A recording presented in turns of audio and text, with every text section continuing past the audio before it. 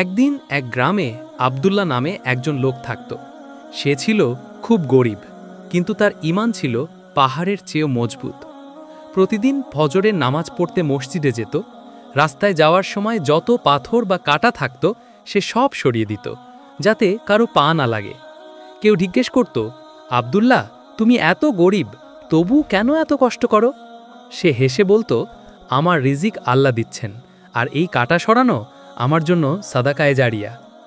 একদিন রাতে আব্দুল্লাহ স্বপ্নে দেখল এক ফেরেশতা এসে বলছে, ইয়া আব্দুল্লাহ, তুমি যে কাঁটা পাথর সরাও তার বদলে আল্লাহ তোমাকে জান্নাতে একটা করে গাছ দিচ্ছেন। ঘুম ভাঙার পর সে আরও বেশি উৎসাহে কাজ করতে লাগল।